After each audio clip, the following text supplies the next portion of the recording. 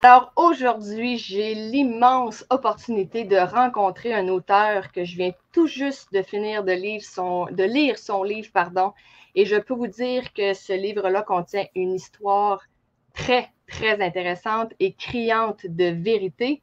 Jean Houle. Bonjour Jean. Bonjour Pamela. Merci d'avoir accepté le temps de cette rencontre ensemble pour nous parler en fait de toi et de ton tout récent livre que j'ai vraiment hâte de faire connaître. Merci de l'invitation, merci beaucoup. Alors, je le montre sans plus tarder, le livre La Bonne Gang de Jean Houle avec le sous-titre Le secret d'une vie, publié chez Béliveau Éditeur, qui porte tellement bien le sous-titre.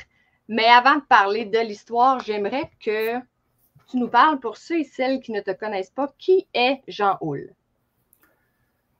En fait, je gagne ma vie. Je suis journaliste à TVA au Saguenay-Lac-Saint-Jean. J'ai œuvré dans le domaine des médias depuis 1983. En fait, j'ai commencé à 17 ans dans un hebdo à Shawinigan, l'hebdo du Saint-Maurice. Je viens de la Mauricie et j'ai fait mon cégep à Shawinigan. Ensuite de ça, à l'université en sciences politiques à l'Université du Québec à Montréal. Et je continuais à travers mes études, je continuais à écrire, Le Messager de Verdun. À Verdun, c'est un hebdo également. J'ai collaboré aussi pendant ces années-là à la Revue du Canadien, qui était vendue au Forum. C'était des entrevues qu'on faisait sur des sujets qui touchaient pas nécessairement le match, le jeu, les résultats sur la patinoire, mais c'était des sujets en profondeur ou des sujets connexes. Et la carrière m'a amené à faire de la radio à Shawinigan et à Trois-Rivières. Ensuite de ça, j'ai touché à la télévision surnuméraire à TVA Trois-Rivières. Je suis allé travailler en Abitibi pendant 3 ans et 9 mois. Puis, il y a eu une opportunité d'aller travailler au Saguenay en 1998 et je suis là depuis 26 ans presque jour pour jour parce que je suis arrivé le 2 octobre 1998. Oh wow, OK, ça s'en vient. Oui. Est-ce que c'est ton premier roman? Oui. Pourquoi l'avoir publié? Oui, vas-y. Excuse-moi, c'est parce qu'en fait, j'avais eu un premier roman sur un tout autre sujet qui avait été refusé, mais pendant que je finissais le premier, je me disais, j'aurais peut-être cette histoire-là. Puis, je me suis mis à écrire tout simplement. Puis, le résultat, vous l'avez entre les mains. Oui. Oui, c'est un méchant beau résultat. Pourquoi avoir décidé d'écrire ce roman-là? Je vais dire, vous l'avez commencé quand, en fait? Tu as commencé l'écriture quand? 2019, fin 2018, début 2019. J'avais déjà un canevas de base. Mais quand j'ai commencé à l'hebdo du Saint-Maurice, peut-être un an après, à l'âge de 18 ans, on m'a confié la couverture du hockey junior à Shawinigan. C'était les Cataractes de Shawinigan, qui existent encore d'ailleurs. Et c'était comme... Je me disais, bon, je suis hétérosexuel. Je me disais, qu'est-ce qui arriverait si un joueur tombe en amour avec un journaliste? Parce qu'il faut comprendre que moi, j'ai 18 ans et les joueurs de hockey junior ont entre 16 et 20 ans. Donc, c'était vraiment là, la même génération. À Verdun, j'étais à l'université. Si j'avais 20-21 ans, les joueurs avaient quand même 18, 19, 20 ans pour la plupart.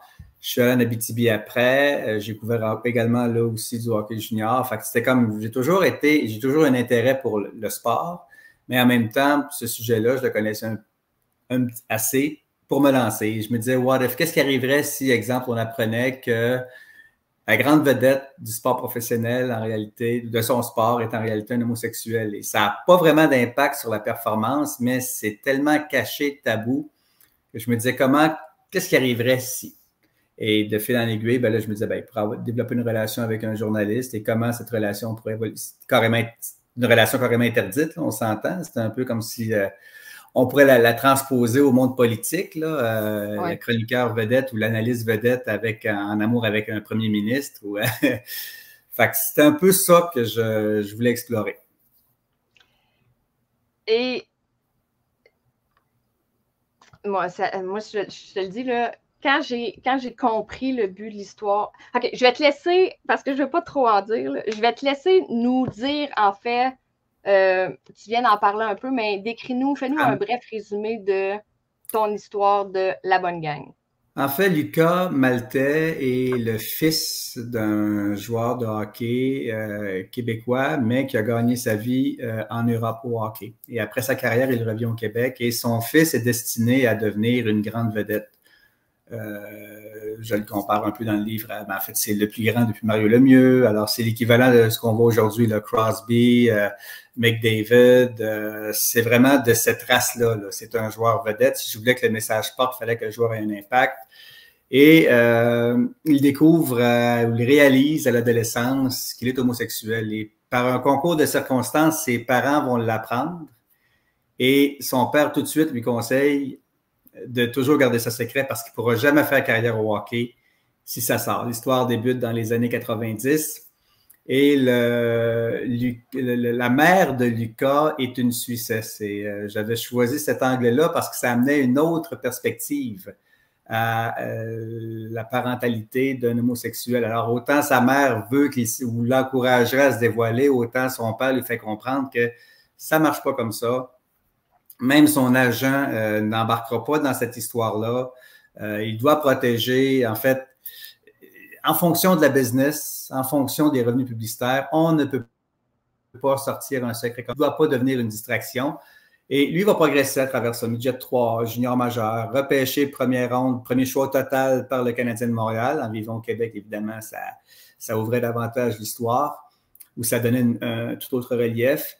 Et il développe une relation avec le journaliste vedette qui couvre le hockey professionnel à Montréal.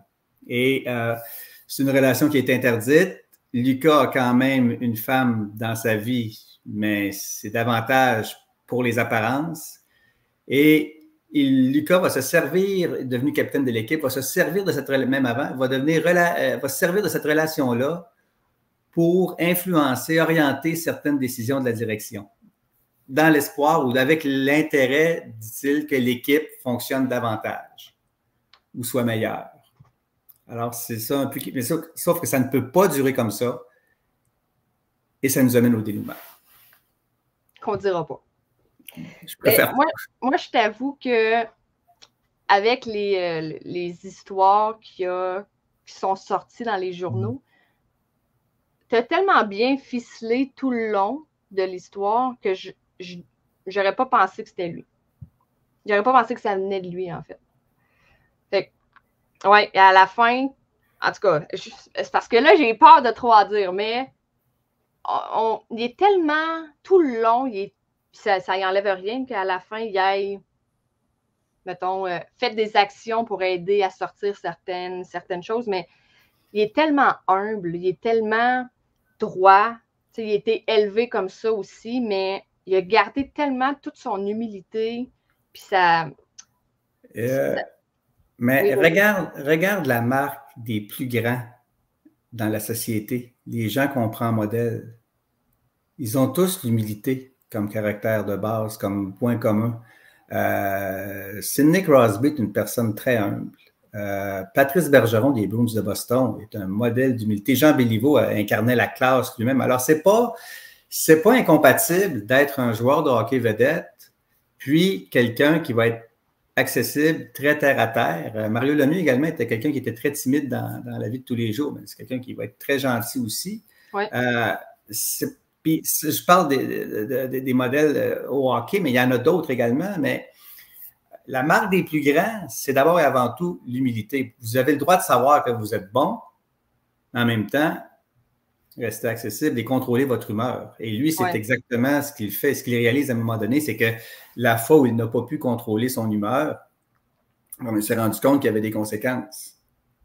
Alors, il apprend de ça et ça va le guider toute sa vie. Puis effectivement, je trouve l'âge de la mère, je trouve qu'il c'est quasiment la mère qu'on voudrait avoir tout le monde. Là. Ah oui, oui, oui. Tellement compréhensive, toujours là pour encourager, pour soutenir, pour épauler.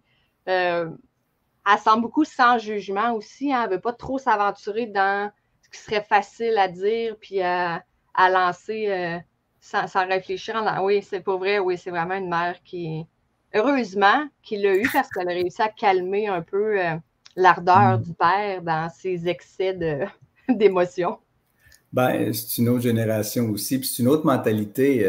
Écoutez, ben, l'homosexualité, ça a longtemps été considéré comme une maladie mentale. Et le père a été élevé un peu dans cette attitude-là, dans cette mentalité-là. Au retour de la guerre, on soignait les femmes homosexuelles ou les hommes homosexuels dans les hôpitaux psychiatriques avec des électrochocs. On considérait ça comme une maladie mentale. Ouais, ben, ça, je n'ai pas élaboré là-dessus dans le roman, mais quand son père dit, il parlait d'un ancien coéquipier du temps, puis il dit, il y en a qui auraient voulu qu'il se fasse soigner. Ben, même dans le... Si vous avez vu le film Crazy avec Michel Côté, le rôle du père, à un moment donné, c'est un film qui est sorti en 2005, l'histoire se passe dans les années 60, mais un des fils a des pulsions homosexuelles, puis le père dit à sa mère, Michel Côté dit à la mère qui est jouée par Denis Leproux, faut y enlever ces idées-là de dans la tête. C'est assez direct, là, enlever les idées de dans la tête. Alors, c'était ça la mentalité de l'époque, et pas seulement au Québec, là, à travers le monde, c'était répandu aussi. Là. Ouais, ben oui, ça, c'est oui. Puis, malgré tout, le père, personnellement, oui, il était dur, mais j'ai pas trouvé qu'il dénigrait son fils. Il n'a pas tapé dessus pour l'abaisser, puis il n'a pas encouragé tous les tabous face à l'homosexualité, mais il y avait, mettons, un cadre de réflexion qui était assez strict. Ben oui, parce que c'est dans la culture, c'est dans sa mentalité, mais en même temps, il sait très bien que son fils, il est comme programmé depuis son jeune âge à jouer au hockey, puis à être dominant.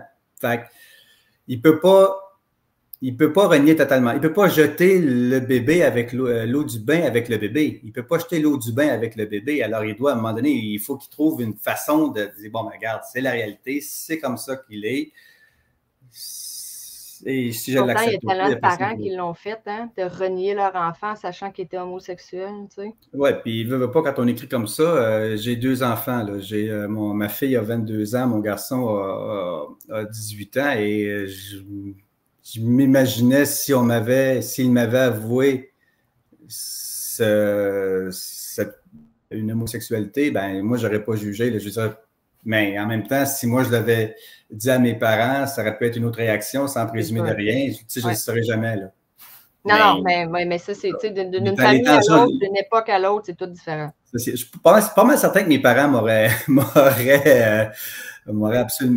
encouragé ou m'auraient accepté, mais effectivement, ce n'est pas le cas de tout le monde. Ah non. Est-ce que tu as dû faire des recherches pour ton roman, autant dans l'aspect homosexuel que dans l'aspect hockey? L'aspect hockey. Il y en a une question que je veux te poser. Depuis que je l'ai lu, je me suis dit, il faut que j'y demande ça, mais je vais la garder plus pour la fin. Mais est-ce que tu as dû faire des recherches? Oui. Oui, il y a des choses que je connaissais, il y en a d'autres un peu moins. Et oui, j'ai consulté des gens qui avaient œuvré dans le hockey autant junior que professionnel. Évidemment, si un jour ils veulent dire qu'ils ont collaboré, pas de problème. Mais moi, pour l'instant, je le dis pas. Là, je veux dire, c'est ce qu'ils m'ont donné comme matière, comme matériel. Mon Dieu, c'était inestimable. C'est des cas. Il y a des cas dans le roman qui sont des cas vécus légèrement romancés. Il y en a d'autres, c'est carrément de la romance, mais il y en a d'autres où tu dis, OK, ça, c'est vraiment, OK, même moi, j'ai appris énormément en disant, OK, ça se passe vraiment comme ça se passe vraiment. Tu sais, je savais, exemple, qu'il y avait une hiérarchie arrivée dans les rangs professionnels, même dans le junior, mais je savais pas que c'était aussi pointu que ça. Où vraiment, tu gagnes tes galons avant de faire partie du groupe, tu fais partie du groupe, mais avant de prendre une place vraiment prépondérante, à cette époque-là, il fallait que tu prennes un certain temps avant de t'établir. Il y a des règles qui sont très strictes. Et ça, mon Dieu, j'étais comme surpris de voir à quel point ça existait. Les initiations au hockey junior, il y a des choses qu'on savait déjà dans le temps dont on ne parlait pas, mais il y en a d'autres où c'est carrément romancé. Est-ce que la partie de l'avion, c'est vrai? Tu sais, quand Lucas rentre dans l'avion en premier, puis... OK. Oui, ça, c'est ça, oui. Ça, moi, là, ça m'a dégoûté. Ben, dégoûté. Mais écoute, ça va tellement loin. Là, mais Non, Jamais mais je ça va l'aurais cru. oui, mais même à l'hôtel, même quand tu arrives à l'hôtel, là, ils les appellent pas par ordre de numéro, là, ils les appellent, OK, regarde, tu y vas de même, tu y vas comme ça, tu y vas comme ça, tu y vas comme ça. Puis c'est comme, OK, tu es le dernier rentré, ben tu arrives, là, tu fais pas, la recrue ne fait pas nécessairement ce qu'elle veut quand elle arrive dans le professionnel. Exemple, la table de massage avant les matchs ou après les matchs. C'est par ordre du nombre de matchs que vous avez joué dans la Ligue nationale. Même si vous êtes à vos débuts dans l'équipe, même si vous avez, exemple, bon, je vais prendre un exemple facile, là, Patrick Laine, qui vient d'arriver avec le Canadien, qui a peut-être 400 matchs dans la Ligue nationale. Normalement, la table de massage, il va y avoir accès avant le gars qui est là depuis 2 ans, mais qui joue peut-être juste 125, 130 matchs. C'est la hiérarchie. Ouais. Dans le groupe, des fois, il y en a, c'est arrivé, là, je ne sais pas si c'est comme ça, puis j'ai pas eu d'exemple précis, là, mais dans le groupe, des fois, il y a des recrues, tu dis, garde, tu ne parles pas, tu attends qu'on te parle ou qu'on te pose la question avant de répondre. Pas toujours, mais dans l'environnement de l'équipe, dans le vestiaire de l'équipe, là, ça, c'est clair qu'on garde la hiérarchie. Mais tu sais, si tu fais un party, comme party du Super Bowl, mettons, on entend parler tout le temps, là, les joueurs se font un party du Super Bowl le dimanche parce que leur match est en après-midi. Je ne sais pas si la hiérarchie est vraiment respectée, mais dans l'environnement de l'équipe, dans l'entourage, c'est très, c'est régi. Il faut qu'il y ait une hiérarchie. On me dit qu'il faut qu'il y ait une hiérarchie pour être certain que justement chacun connaisse sa place dans l'équipe. Et avant de prendre trop de place ou avant de vraiment pouvoir t'affirmer, ben, tu fais t'observer, tu apprends.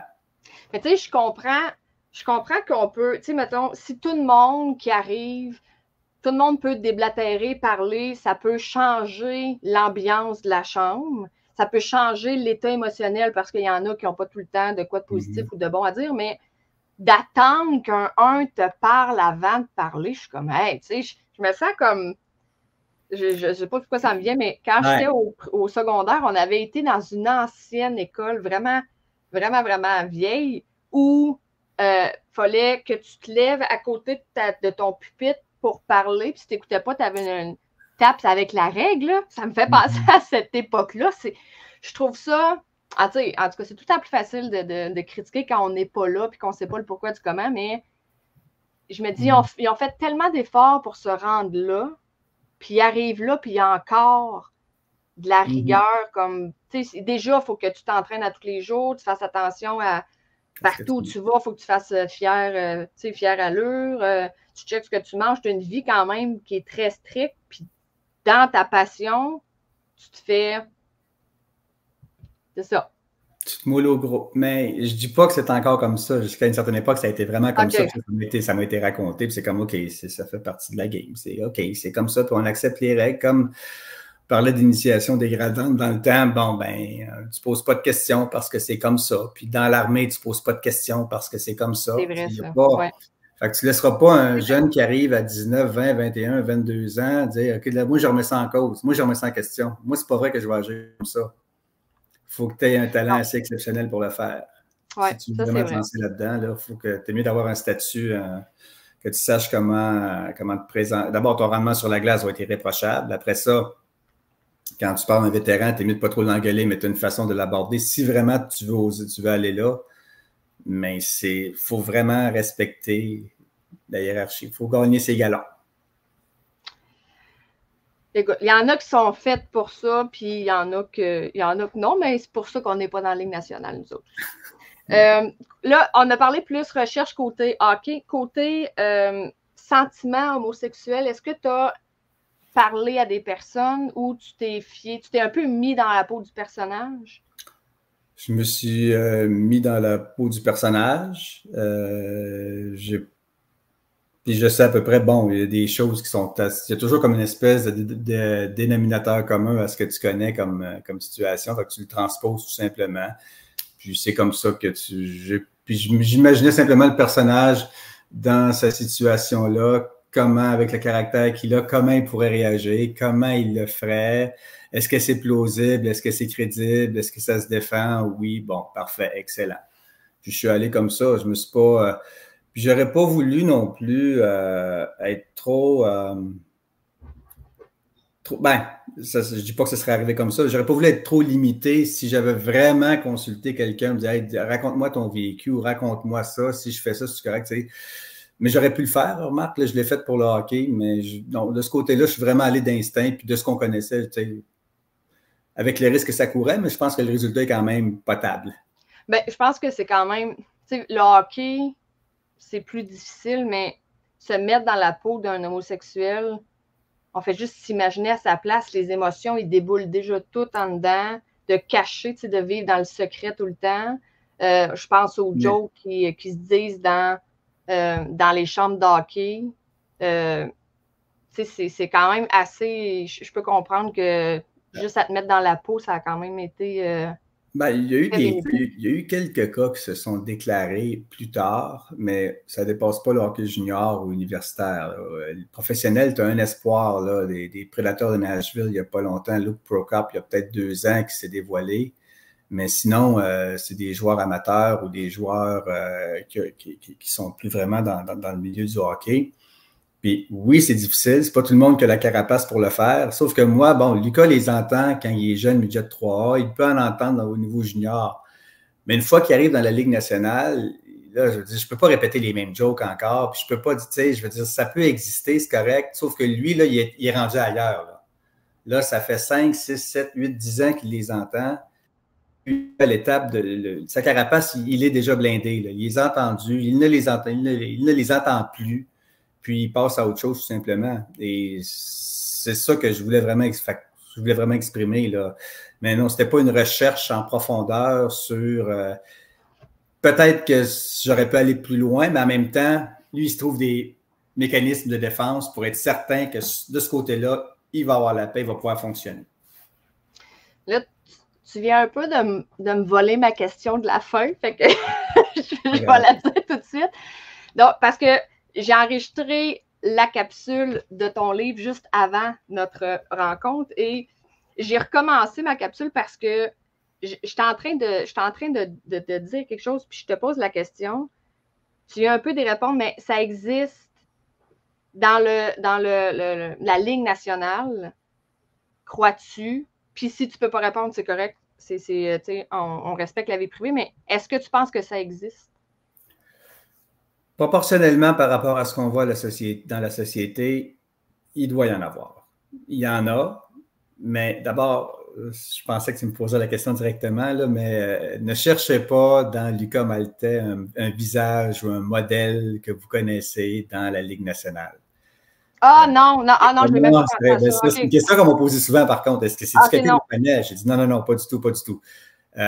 Et c'est tellement délicat cette question-là que même le numéro du joueur, je ne savais même pas, je veux dire, si je dis tel numéro, ils vont l'associer à un tel. Le nom du joueur. C'est vrai. Plutôt, il s'appelle, au début, en fait, la première version s'appelait Lucas Boisvert. Mais les Saguenay-Chicoutimi, à un moment donné, ils ont engagé un joueur, ils ont aligné un joueur qui s'appelait Lucas Boisvert. Puis ce joueur-là, l'an passé, a joué pour les Remparts de Québec. Fait que là, il faut que je change le nom de mon héros. J'aurais toujours pas aller le voir. Je dis, écoute, Lucas, salut, Jean-Aude, j'ai écrit un livre présentement, puis le personnage principal, il porte ton nom, il joue au hockey, puis il est homosexuel. Ça te dérange-tu? Tu sais, je dis, garde, je vais changer de nom tout simplement. Puis Maltais, des Maltais dans la Ligue nationale, il n'y en a pas eu tant que ça. Il n'y en a pas eu du tout. Fait que je dis, garde, ça va être correct, ça va être réglé de ce côté-là. Puis, ça existe, c'est caché parce que le joueur en question ne voudrait pas devenir une source de distraction pour le reste du vestiaire. Il serait suivi. Tu sais, bon, le genre d'entrevue qu'il donnerait. Peut-être qu'un jour, ça va arriver, mais dans ces années-là, dans les années 90, 2000, même 2010, puis regarde, on est rendu en 2024, là, puis t'en as pas encore. Puis là, on parle de hockey, on pourrait parler du football, basketball, les sports d'équipe, baseball. Il y a des joueurs de baseball qui sont déjà dévoilés dans le temps, mais on parle des années 80. Ça pas. C'est pas répandu. En fait, tu préfères que ce ne soit pas un sujet de discussion, tout simplement, dans l'entourage de l'équipe. Moi, je trouve ça déplorable là, parce que tu sortes avec un gars ou une fille, là, pas obligé d'en faire un sujet dans le vestiaire. Là. On peut parler. Il y a un gars qui est en tout cas. je trouve ça, ça me fait beaucoup de peine d'imaginer ceux, autant dans la Ligue nationale, autant dans le quotidien ici, qui se cachent parce qu'on ne peut pas encore en faire un sujet normal. Mais ça fait des décennies que c'est comme ça. Je veux dire, je pense qu'il va y avoir une série ou un film bientôt, je pense que j'ai vu sur Rose Ouellette, la poune, et elle devait cacher son homosexualité dans le temps. Est-ce que ça aurait changé? Là, on parle des années, oui, je ne crois pas qu'on parle des années 50, 60, là, 70, mais ça a toujours été ça.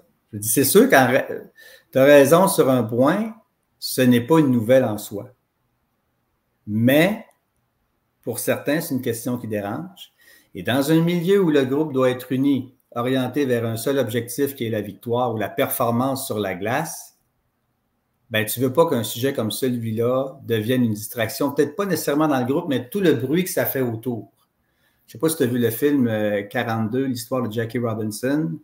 C'est le premier noir à jouer dans les ligues majeures de baseball. Ah, t'en as parlé, hein? Oui, ben c'est un peu l'exemple que je donne. Il doit devenir comme ça. Mais Jackie Robinson, c'est le premier noir à avoir joué dans les majeurs et à une époque où la ségrégation raciale était très, très, très répandue.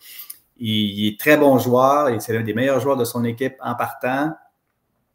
Et il y a des hôtels qui refusent d'héberger l'équipe parce que lui est là. Et tout ce qu'il dit aux joueurs, il dit aux autres, dis-moi, tout ce que je veux, c'est jouer au baseball. Mais toutes les conséquences que ça a fait que l'équipe, ça devient une distraction dans l'équipe. Et on parle des années 40, des joueurs qui veulent lâcher l'équipe parce qu'ils jouent avec un noir, des joueurs qui ne veulent pas prendre leur douche en même temps que lui dans l'air ouvert parce qu'il est noir. Puis ça vient donc la foule, quand il joue à l'extérieur, les adversaires, puis même ses propres coéquipiers. Fait que ça devient énormément de pression à gérer, source de tension. Alors, c'est pour ça que tu gardes. Je ne m'exposerai pas à ça, je n'exposerai pas mes coéquipiers à ça. J'ai juste à me fermer la boîte. Oui, mais se fermer la boîte, ça vient avec un lot de secrets, de cachettes, d'inconfort. Ça peut le pousser à la dépression, ça peut le pousser à la consommation, ça peut le pousser au suicide. Jusqu'où? Fait effectivement, je sais. C'est drôle. L'histoire du monsieur qui est noir, on a évolué pour cette optique-là, du moins, là, parce que là, il y en a des noirs dans. Là, on parle de la Ligue nationale, on parle, comme tu dis, du baseball, du football, et au moins, mais j'ai l'impression que l'homosexualité, ça n'a pas tant évolué côté vivre et laisser vivre.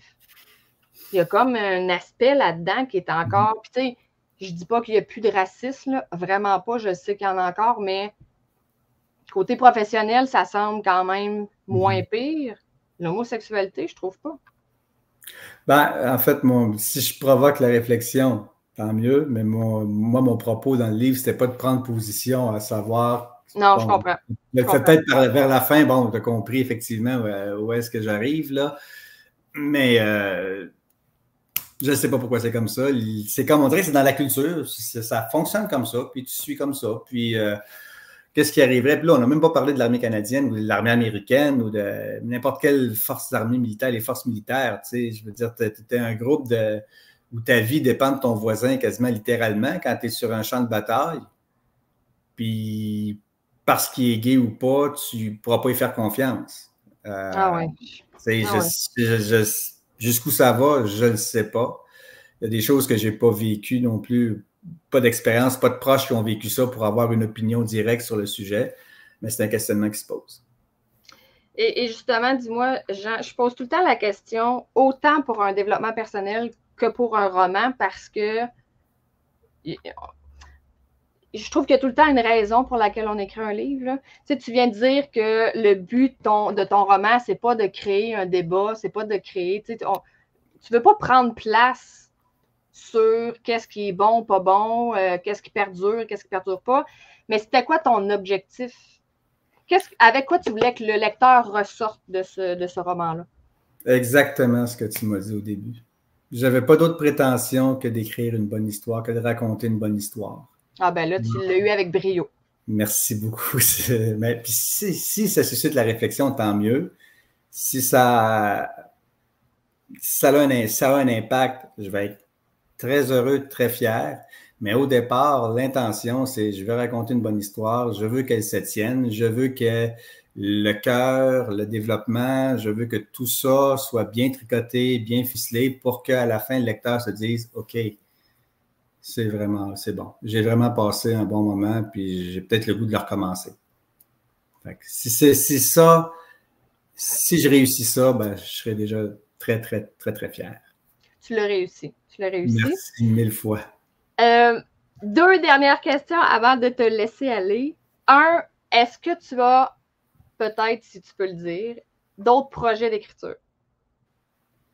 Ouais, ben, oui, en fait, ben là, je vais regarder. J'ai déjà pensé à une suite. Il y a des endroits dans l'histoire où il y a place à ouvrir une autre intrigue.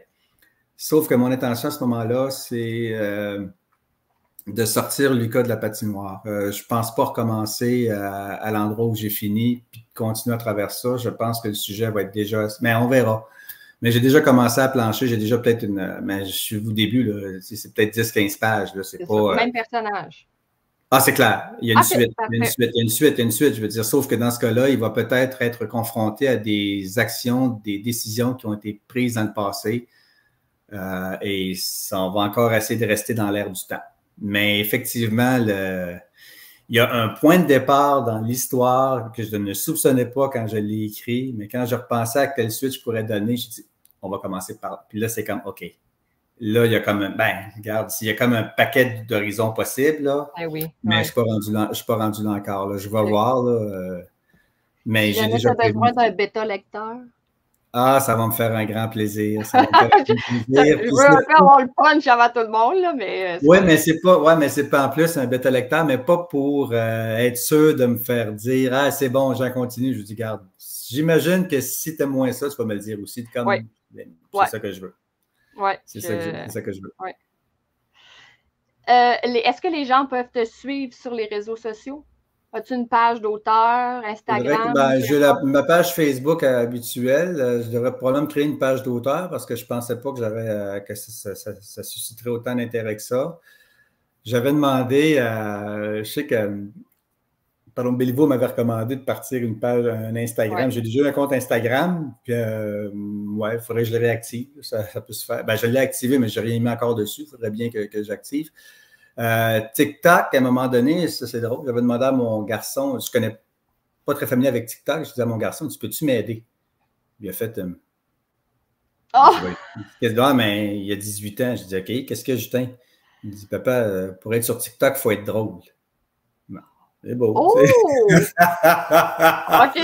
Clairement, une façon de dire qu'il ne te trouve pas drôle. Ben là, c'est la relation père-fils. C'est correct, j'en veux pas. Comme ça. Ça a donné comme ça, puis c'est bien correct. Là, mais je vais voir, regarde, oui, il faudrait que c'est une autre façon de rejoindre les gens. Oui. Puis j'avais dit à Béliveau que je le ferais. Tu sais, quand ton livre part, les lecteurs veulent te rejoindre, ils veulent te parler, ils veulent. Tu sais, comme tu disais avant qu'on commence l'enregistrement, tu sais, quand je t'ai dit que j'ai vraiment aimé ton livre, il y en a qui aiment ça le dire à l'auteur, puis ça, on en demande parce que les gens n'ont pas idée combien il y a d'heures de travail en arrière de ça. Puis il y en a qui pensent que ça s'écrit de même, qu'à chaque matin, nous, on s'assoit au clavier, ça roule, les idées, c'est fluide. C'est tellement pas ça. Fait que, nos pages, c'est comme leur façon de nous rejoindre, eux, pour nous dire « Hey, ton livre, je l'ai acheté en cadeau à tel, puis je viens de le lire. » Tu sais, comme la première affaire que j'ai pensé quand je l'ai fini, c'est que je veux que mon filleul le lise. Okay. Ben là, il est encore trop jeune pour lire un livre comme ça, mais c'est clair que j'y fais lire. Mon frère, c'est un fan d'hockey. C'est sûr que j'y en parle, je le vois demain. J'en ai parlé à mon père. J'ai dit hey, tu le connais-tu? Ça dit qu'il est journaliste. Puis quand je l'ai fini, je dis Père, c'est un bon livre, il faut que tu lises ça. Fait que, mon Dieu, merci. Wow. Ben, oui, mais c'est ça qui va se passer, Jean. C'est ça, c'est que les gens ils vont accrocher à ton histoire, puis en s'accrochant à ton histoire, ils s'attachent à qui? À toi. Fait que, c'est ça. C'est ça. Mais, tout ça, c'est pas tout ça pour te dire que les gens, si en ce moment, s'ils veulent t'écrire, ils peuvent le faire comment jusqu'à ce que tu aies une page professionnelle? Ben, sur ma page Facebook, Jean Houle. Sinon, l'adresse corporative à TVA, là, ça, c'est parce que à ma grande surprise, depuis que j'ai annoncé que, ben, en fait, depuis que j'ai officialisé que j'avais une entente avec Béliveau, que mon roman sortirait, voici l'histoire de mon roman, les gens me parlent quasiment plus de mon bouquin que de mon travail à TVA. Et au début, ça me rendait mal à l'aise un peu parce que, bon, j'ai toujours été très fier, je reste encore très fier de travailler à TVA, mais je me rends compte que l'écriture est toute une maîtresse. Et c'est correct, là, c'est parfait, je suis très content. Il y a un intérêt, il y a une réception. Je peux pas être plus fier de ça que ça, mais en même temps, je me dis, mon Dieu Seigneur, est-ce qu'ils vont voir encore le journaliste? Pas, hein? Vraiment pas, mais je peux pas être. Je veux dire, je suis très content, très heureux. C'est comme, wow, c'est mieux ça que de passer inaperçu, là. Oui, vraiment. Puis en plus, les commentaires que tu viens de me faire, le lire, l'aimer, c'est deux choses différentes. Mais en plus, l'apprécier au point de le recommander à d'autres qui sont importants pour toi, là, tu dis, OK, c'est correct. Là, je pense que la cible est atteinte. Ah oui, c'est sûr. C'est sûr. Puis, tu sais, je vais en parler sur ma page. On va mettre tu sais, j'ai fait une capsule tantôt. On va mettre sur la page de Béliveau aussi. Notre entrevue va être sur le YouTube, toutes les plateformes de Béliveau. On veut répandre la bonne nouvelle. Écoute, j'ai mis juste tantôt, puis tu pourras peut-être couper au montage si tu veux, mais j'ai mis la photo avec Mathieu, puis ma boîte de livres que j'ai eue ce matin vers 10h45. J'ai attendu sur l'heure du midi, puis l'espace d'une heure, il y avait au-delà de 85, 90 choses, mais c'est déjà énorme là, pour crime. Ça fait différent. On poste quelque chose, ça peut avoir 2-3 likes, puis là, on poste nos livres, puis on est rendu à 80. Puis je suis habitué mettons, je vais couvrir un sujet d'actualité, je vais mettre les photos sur voici ce que je couvre aujourd'hui. Ben, il se passe ça, détail au TVA midi ou ce soir, tu sais. Mais ça, comme c'est. OK. C'est juste une autre façon de rejoindre les gens. Il faut que je le prenne comme ça. Oui, mais pour tous les efforts que tu as mis, tu mérites grandement ce qui t'arrive et je te souhaite que ça se multiplie.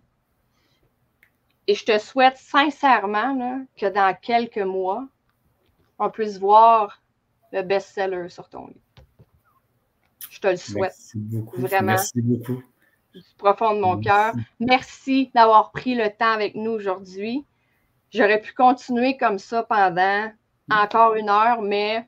Ben, il y aura d'autres occasions. Il y aura d'autres occasions tout simplement. Peut-être qu'on les fera en tête à tête. Ou, on s'installera, puis il n'y a pas de problème. Oui, on fera des capsules au café, peu importe.